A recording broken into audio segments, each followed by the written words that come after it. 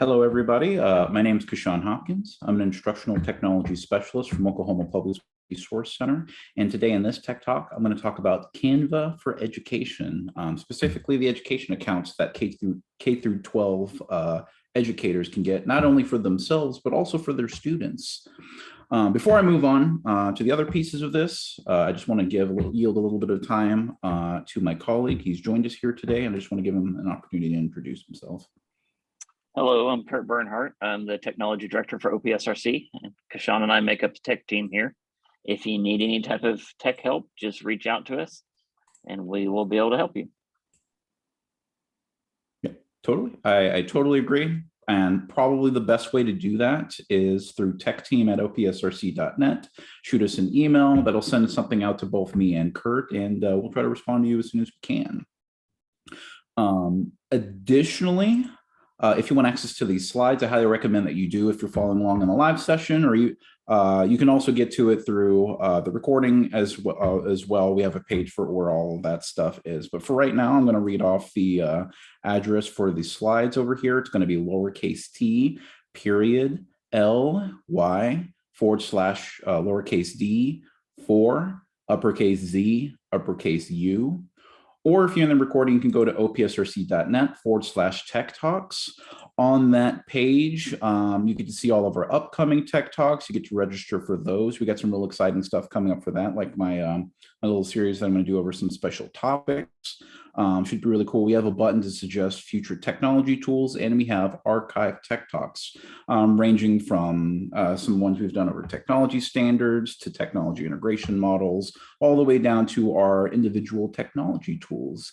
And you might have noticed on here that not only that all of these have video recordings and presentation slides attached to them, but I have actually already done a Tech Talk over Canva. And so I recommend, because this particular Tech Talk is going to be a bit of a sequel to that, I recommend that you take an opportunity to check that out, check the video, check the slides, just to kind of get yourself acquainted with this one, because this particular Tech Talk is going to be focused on what you can do specifically with education accounts. Like I said before, you can get them for free if you're a K through 12 teacher. And additionally, if you get those education accounts, you can also get them for your students as well. Just to show you the page over here, I have it linked on my very first slide. There is an education section dedicated to teachers. All you have to do is go over here to where it says for teachers, click sign up now, and it'll kind of guide you through the process. And I'll show you a little bit of that a bit later. Yeah. And so some good stuff on there and lots of little resources that I want to break into whenever I get a chance. So with that, my objective in this particular Tech Talk is after this Tech Talk, educators will be able to use their Canva education accounts to help students achieve their learning goals. Always try to have that focus on what students can accomplish on here. I think there's a lot of really great graphics creation tools inside of Canva that will help teachers out. But I think there's a lot of power here behind putting this tool in your students' hand and giving them an opportunity to not only play with the tool, but kind of learn its ins and outs and try to figure out situations where they can apply this tool. And so I want to try to talk a little bit about that as well. For our schedule here today, it's business as usual for my Tech Talk. So I'm going to start with the tool overview and then move into a showcase where I'll spend a majority of my time kind of showing you around logging into Canva, getting into those education accounts, showing off what they can do.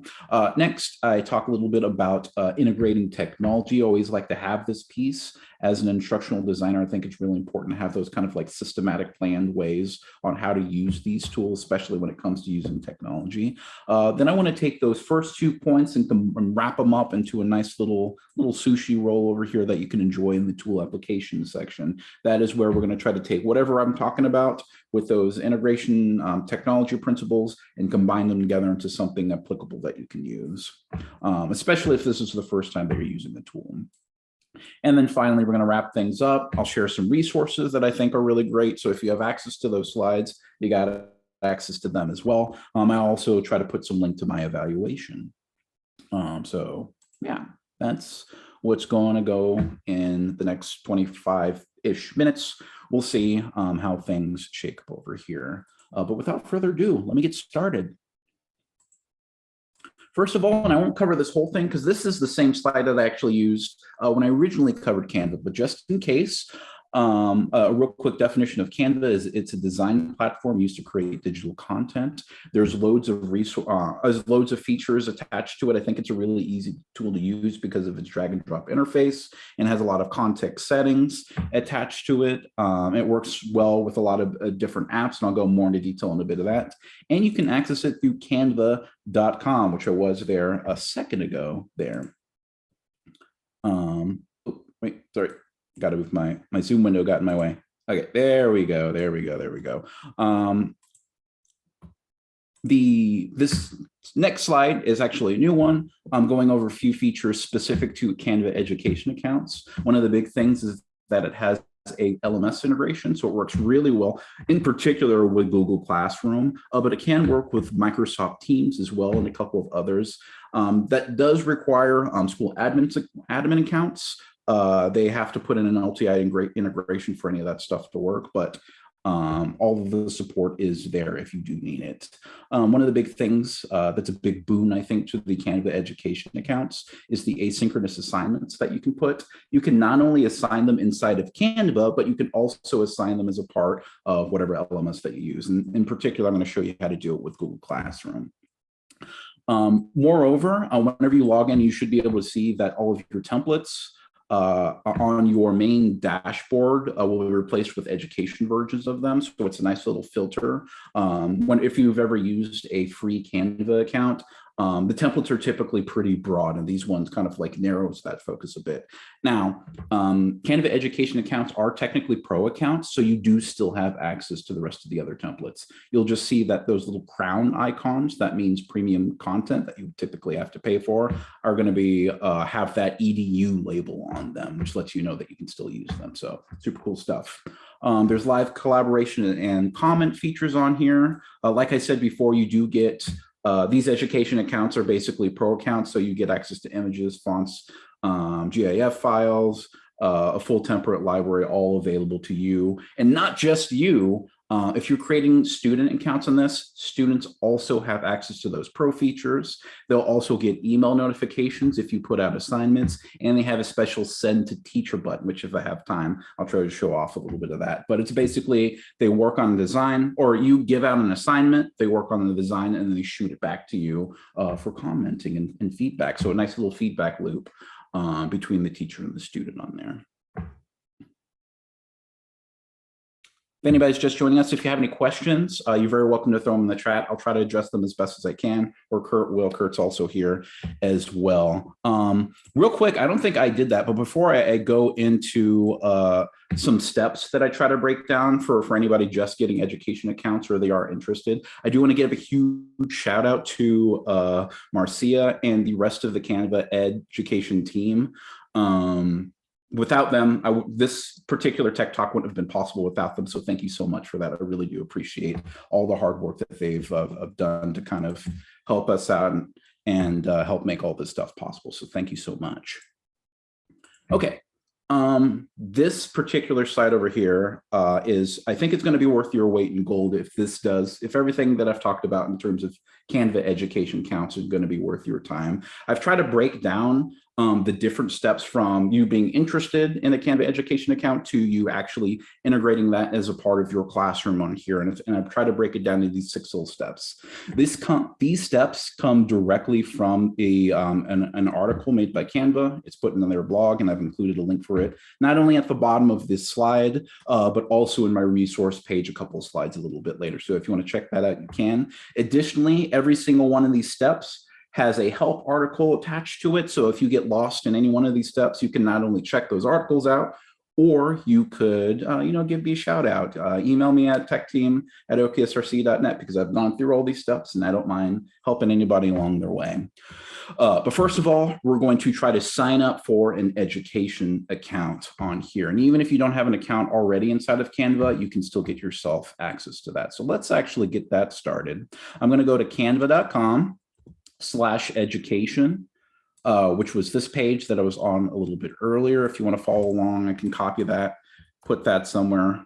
that anybody can access on there. And where's my, oh, there it is. Okay, cool. Awesome. But if you are on this page, this is a page specifically dedicated to just giving you an overview on the education accounts. One thing that I do want to mention before clicking on this big giant sign up now button that's down here on the bottom left-hand corner is that there are also other tabs dedicated to the different parts of the education suite. Like for example, there's a page dedicated to students on here to get yourself acquainted with what features are available to them. There's a page dedicated to the LMS integration. So this is probably a little more specifically for Canva admins on here. And it even lets you know what LMSs already have integrations for Canva, and I bet they're working for more. There's even a section up here that I'm going to point out is the social emotional learning section on here that I think is fantastic. It just highlights a couple of activities that you can use on templates that are already available to you and your students. And I think this is particularly important, especially now with remote learning being so important on all that stuff. And it's just so important to be able to check in with your students and see how they're doing and try to impact themselves and help them out. So yeah, just wanted to point all that stuff out. I'm going to click on overview to go back to my main education page. I'm going to click on sign up now, and hopefully I will do this right. You can log in using Clever, Google, or Microsoft, or you could just simply sign up using a free fresh email. I'm going to log in with one of my Google accounts, and I'm hoping that I'm picking the right one here. What I'm looking for is if you try to sign up through the education account page, you should get this pop-up right over here, which says claim Canva for education for free. Let's get ourselves started. Keep in mind, you need to be a K through 12 teacher. And I say that because there's a verification process that you have to go through. It's real short. I'll get you like almost close there. I'm going to click on get started. I'm going to put in my name and my last name. You want to put in a school. I'm just going to put in Oklahoma Public Schools. Yeah, sure. It doesn't matter which one that I pick, at least right now, because I'm not going to go through the full process. But you select your school on there, and then you need to confirm that you're an active teacher. So you'll be uploading a document or a photo just showing you showing off either your teaching qualification or employment status for that school. And so it will take a little bit, a day or so, for them to get through the whole process. But once they're done, you should see the upgrades happen. And if you do, let me see if I can show it off here. So I'm going to back up from here. I'm not going to keep going because I'll get rejected for sure on this account. I'm going to log out, and I'm going to show you through my other account that actually has the education stuff attached to it, what this looks like. So I'm on the dashboard, and I know this is an education account for 3 reasons. First of which is on my dashboard on here, I can see that my templates have been replaced with education ones. On the top left-hand corner, I can see that my drop-down menu that allows me to swap between teams is labeled as education. And on the bottom left-hand corner down over here, I can see that there's a section dedicated to classrooms, and it even has that little like graduation cap on the top of a class that I've already created conveniently for this. So now I am in, I've signed in my account. I'm pretending time has passed by. They've approved me. I've logged in, and here I am on the dashboard, ready to get things set up for a classroom so I can fill it with students. So step 1, complete. Step 2, I would recommend creating a class. Now, by default, if you have an education account, you'll already have one class kind of set up for you down there on the bottom left-hand corner. But just in case you want to set up multiple classes for yourself, maybe you have multiple hours or something like that, or just you want to have a way to separate a bunch of different groups, you can do so through this process. Now, there's a couple of steps to this. It's a little weird, but keep in mind, that's why I've included the links on each one of these steps so you can see it all kind of spelled out just in case you need it repeated here. So I'm going to show you here real quick. If you want to create another class, you'll go to the top right-hand corner. You'll click on that little cog setting up there that says account settings up there. Then you'll scroll down on your left navigation bar just a little bit down to where it says billing and teams. It's hidden in there actually. On here, you should see a little bit of information about your classes and your account that you have here. But what we're looking for down here is this button right over here, create a new class. So once again, top right-hand corner, account settings. Then you'll scroll down a little bit on your left navigation bar to the billing and teams, and then you'll click on create a class. From here, you'll give your class a name, give it whatever you want.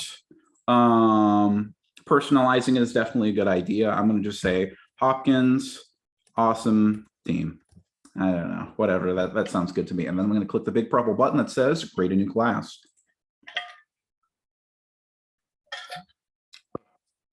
Excuse me. Awesome. So now I see that I'm in this class, Hopkins Awesome Team, on my left navigation bar. And on the top left-hand corner up here, where my little drop-down menu, if I click on that, you can see not only that class, but all the other classes that I've created as well, including how many people are in each class. So real nice. Moreover, if I want to get into that class, I can go down and click on its name, Hopkins Awesome Team. Click on that in my left navigation bar on here. And if I so choose, if I'm not happy with Hopkins Awesome Team, I can always click on that name and change it. It's not really even a problem. Awesome Squad. I don't know. Yeah, that sounds about great. Right. Something that I highly recommend you do, since the intention is to use this for remote learning, I would recommend giving a personal touch. One easy way to do that is on the top right-hand corner of this giant banner that I have here while I'm in my class. I'm going to click on the 3-dot icon for more settings, and then you can create a banner using any of Canva's wonderful tools inside of there, and then make this banner something a little personalized to you. You could throw in some pictures, you can do some edits, you can take advantage of the elements that are part of Canva. It's basically you doing a project and then sticking it here when you're done. But this also reminds me of the next step. I've created a space for my students. Now it is time to get the students in there by clicking on add members. So if you're following along, we're at step 3, add students into your class. It's not so hard as long as they have some kind of email, which is how it's all done. You can either click on those 3 dots icon and click on add members, or since I'm in the class, I can scroll down a little bit and click on people tab here. Either one will take you to this page. Now, this didn't work the last time I did the tech talk last time, but there is a sample parental consent form just in case you do need consent for students to have these accounts. I'm going to click on this and see what happens. If it makes me a fool now, that's fine. I'm prepared for it. Okay, it did. I'll shoot him an email about it or something just to see. Maybe there's something going on with that link on there. But the key part of this is the different ways that you can invite students to not only be a part of this class, but also have a Canva education account for students. So you can either choose to give them a link. If you click on get a link, you can copy it and then paste it out somewhere, or you could click any one of these little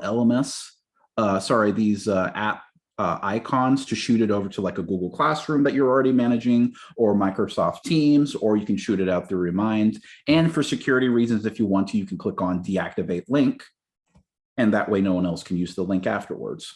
Additionally, you could invite using a code. So like if you're already in the middle of class or something like that one, or doing kind of like a synchronous Zoom type deal, you can copy paste this link and put it out there, and the invite code will automatically refresh every 4 hours for security reasons. So super awesome. One other thing is, and like I said before, it's really, really super nice with Google Classroom. There's an import Google Classroom feature already on that one. So if you already use Google Classroom, you're ahead of the game. You click on that, you give it some permissions, it imports your entire roster. It's awesome. Or down over here, you have manually entering email address. Now, not super ideal typing in one email address at a time, but here's a little tip that you can do. If I type in an email address in here and I want to have a, it's Gmail? No, it's opsrc.net. If I want to make this person a co-teacher, I can do that. I just have to click on that little drop-down menu that says student, select teacher, and then click send invitations.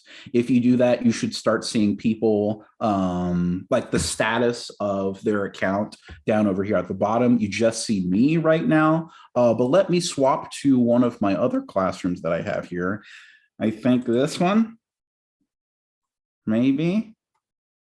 Yeah. So yeah, you'll see people down here.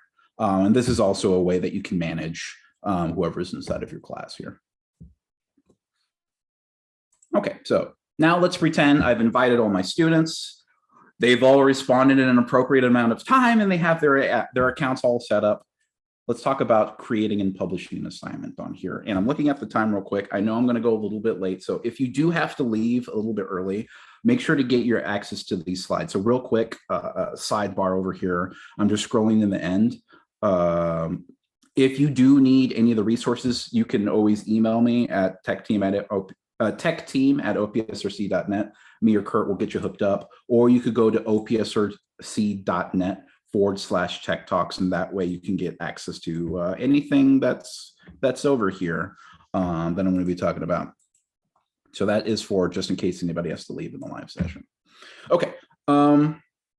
Creating and publishing assignments. So I want to try to cover steps 4 and 5 because I think if you're going to bother to use the education account, these 2 steps are worth their weight in gold. So let's jump into that. If you want to create an assignment, you'll need to go over here to where it says classwork. Right under the class section, there's a classwork section specifically assigned to that. If you do that, you should see all of the classwork that has been sent back to you that needs review on there, and anything that you've already reviewed as well. But if you want to get yourself started, top right-hand corner, click on New Activity. And here's the fun part, is the fact that you're able to go through, you're able to look through all of those lovely templates out there. They got graphic organizers, they got brainstorming templates, they have presentations, which that is an incredibly powerful tool, is the presentation section in there. They got infographics, posters, you can do videos, comic strips, storyboards, worksheets, class schedules, group work stuff. There's tons and tons and tons of templates that you can run through, and there are subsections of those templates. So let me pick one. I'm going to go with graphic organizer because it's awesome to have some of those.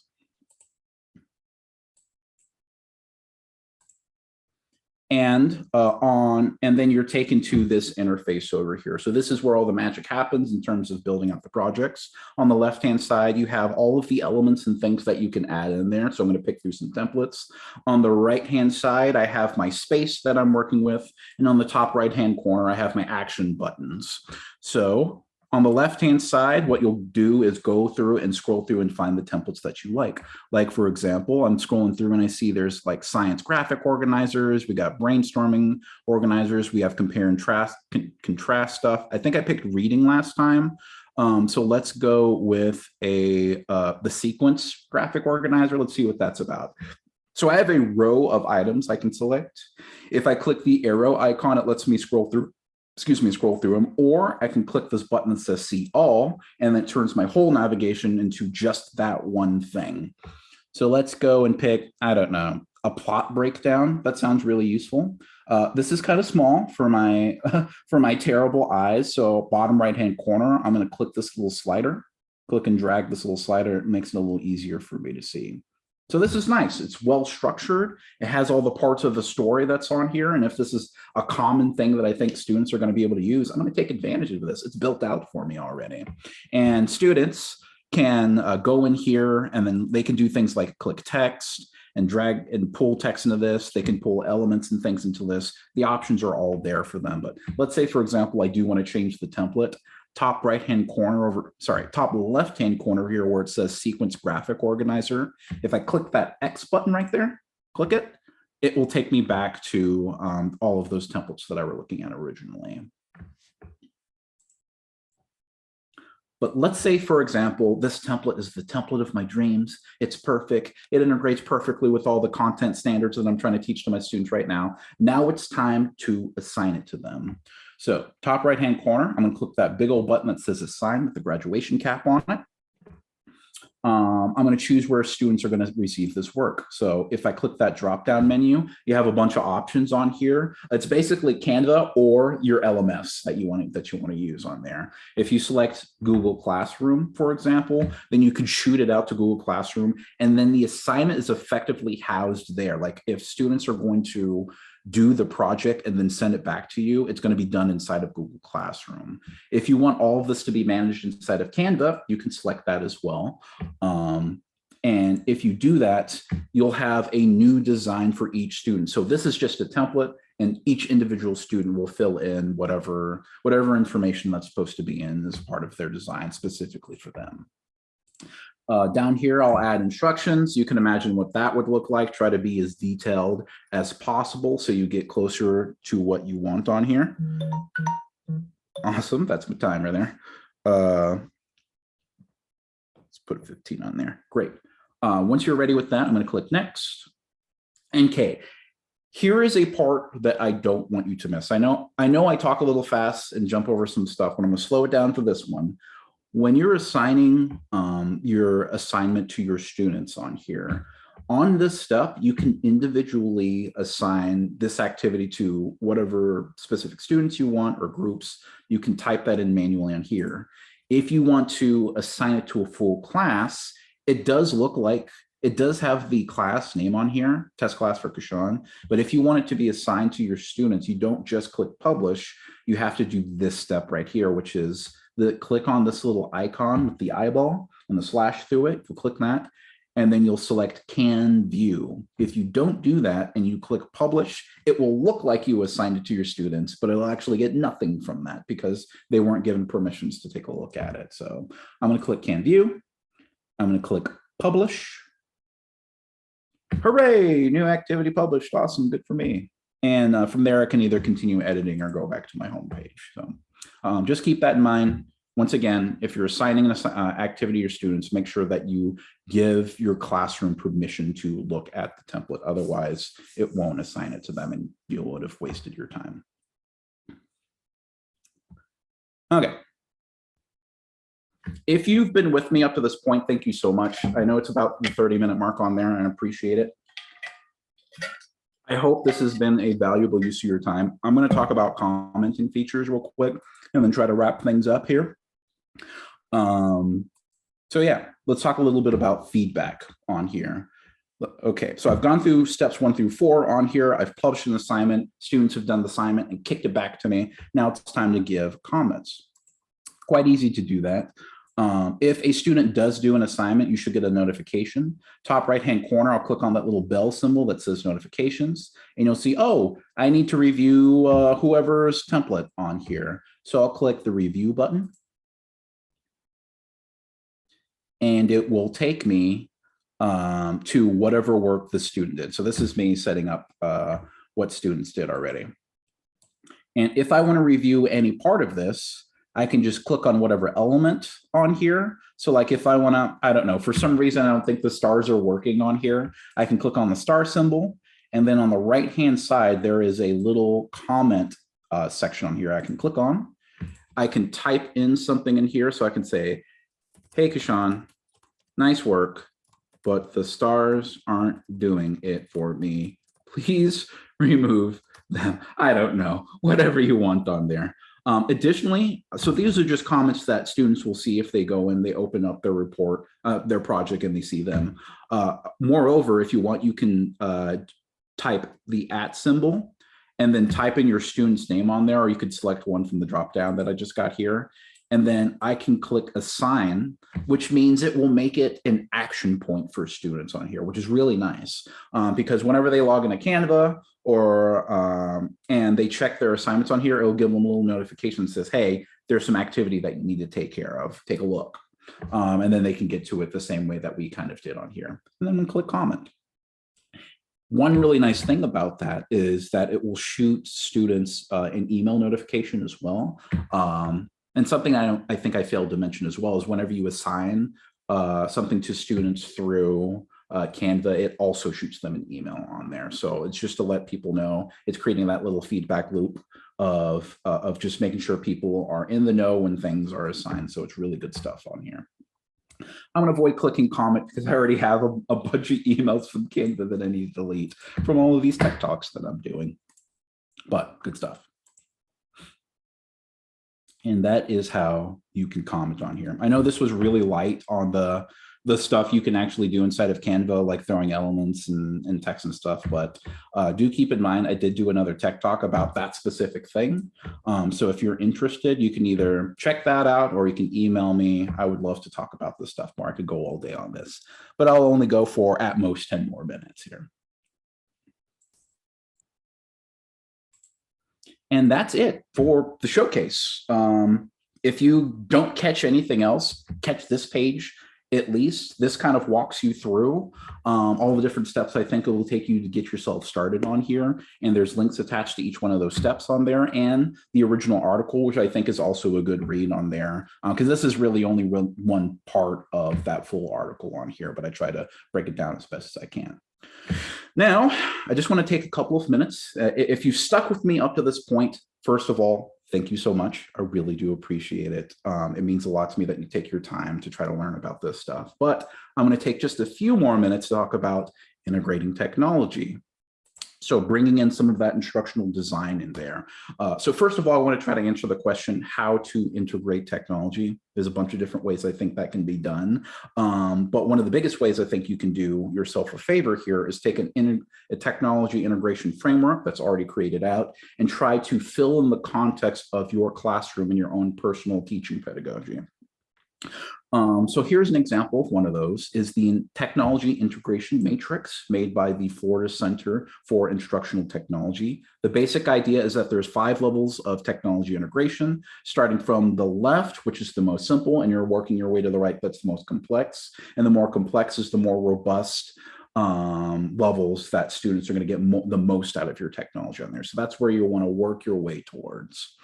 On the rows here, there are 5 characteristics of meaningful learning environments. It's basically 5 different perspectives that you can take a look at and adjust kind of like where you are at in terms of technology integration with them.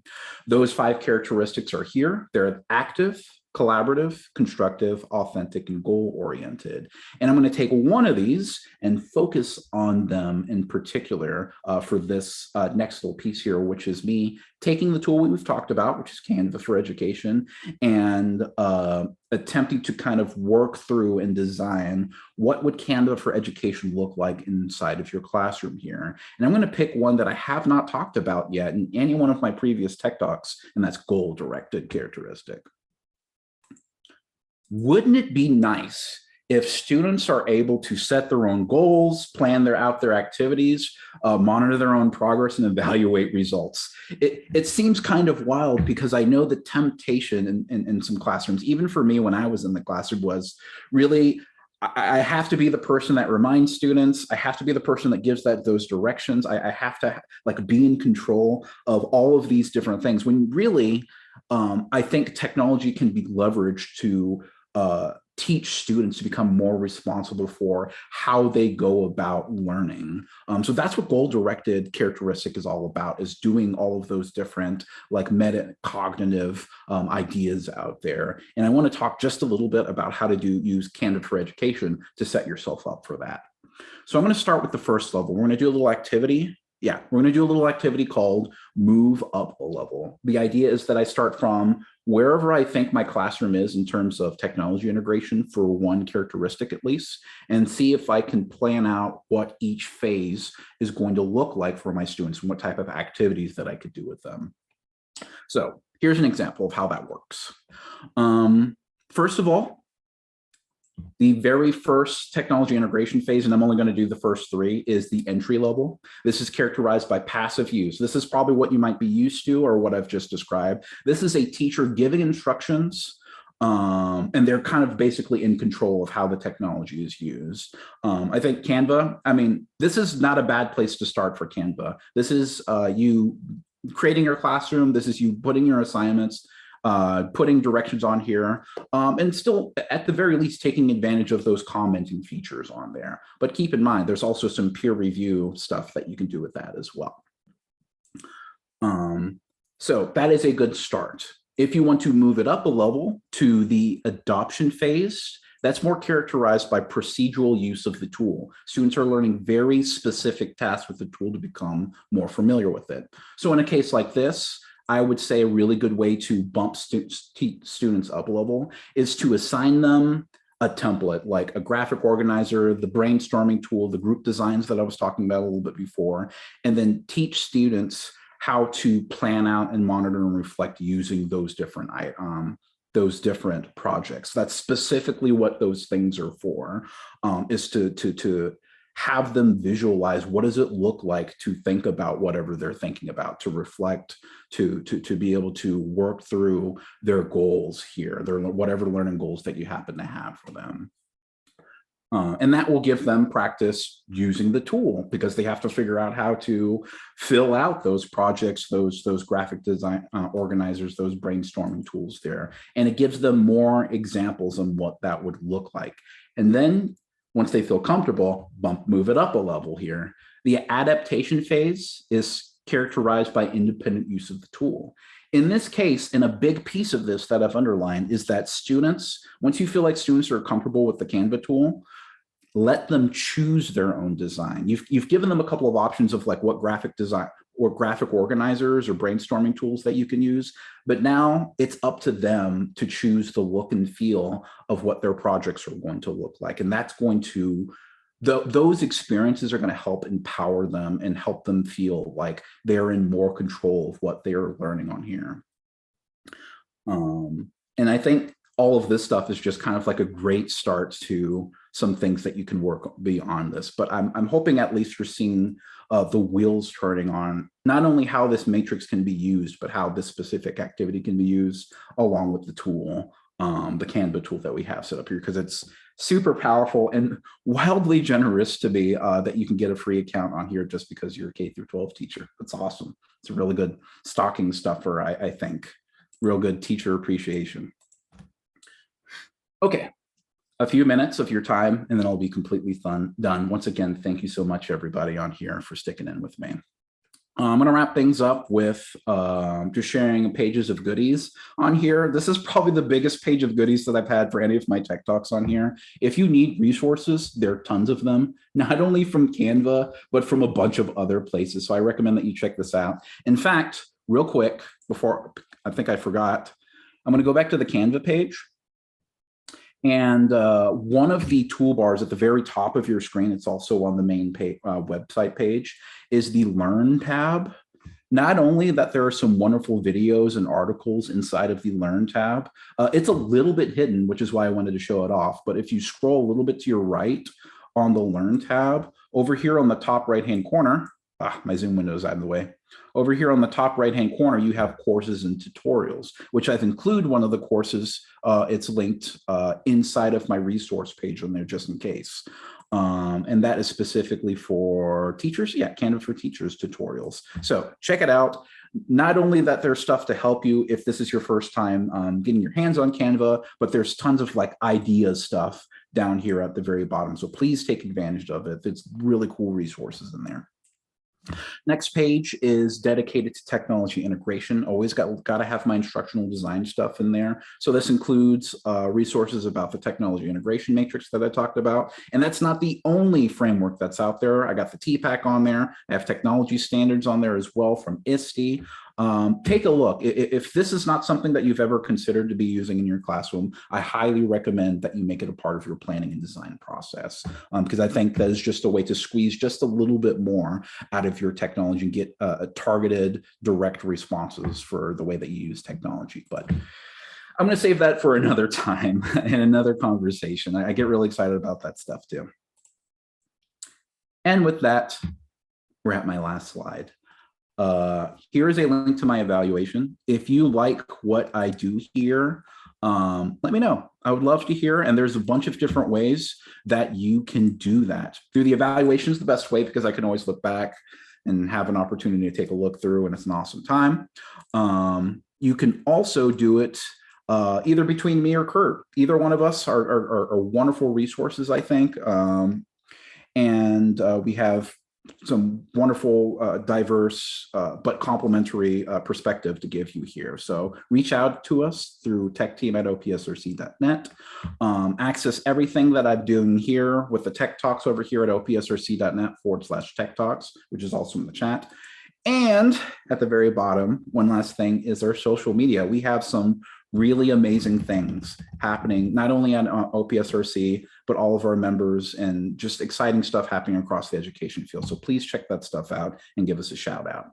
So you can do it through either one of these. All of these are wonderful links to the social media stuff on here. And with that, thank you so much, ladies and gentlemen. I really do appreciate it. If you have any questions, make sure to throw in the chat. I'm going to be quiet for right now, just in case anybody does have questions. And yeah, hit me with them. Thank you, everybody. Have a great day.